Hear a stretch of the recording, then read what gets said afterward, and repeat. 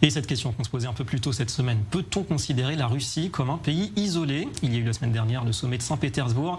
Eh bien, Vladimir Poutine enfonce le clou. Christian Mallard, bonsoir Christian, notre consultant diplomatique à Paris dans nos studios. Bonsoir David. Christian, sommet des BRICS, les puissances émergentes, c'est à Pékin et le président russe demain sera a priori aux côtés de Xi Jinping.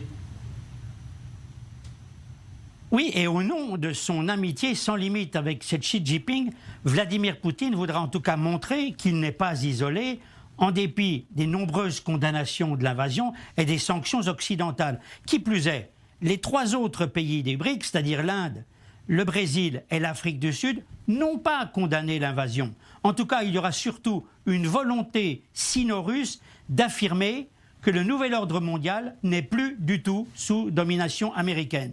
Avec l'aide de M. Xi, comme on peut l'appeler, Vladimir Poutine aura un dessein de démontrer qu'il reste un acteur incontournable de l'économie mondiale et qu'il n'est plus un paria, qu'il n'est pas un paria.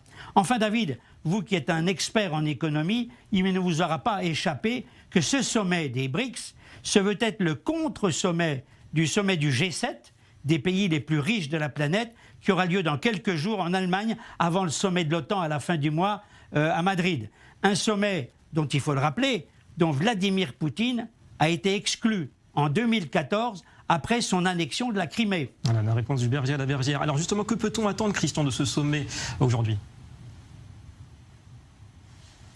Alors, à prendre avec prudence, David. Le sommet des BRICS pourrait adopter une résolution, nous dit-on, appelant à une solution pacifique du conflit en Ukraine et demandant aux Occidentaux d'assouplir leur position concernant les sanctions.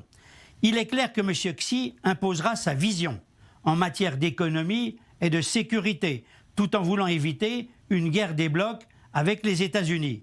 Les BRICS ne veulent plus entendre parler de domination des puissances occidentales. Ils aspirent à une réforme du Fonds monétaire international, de la Banque mondiale et n'épargneront pas au passage, en tout cas ils l'égatineront, l'OTAN. Et puis chose importante, ils ne veulent plus que le dollar soit la devise des traités commerciaux.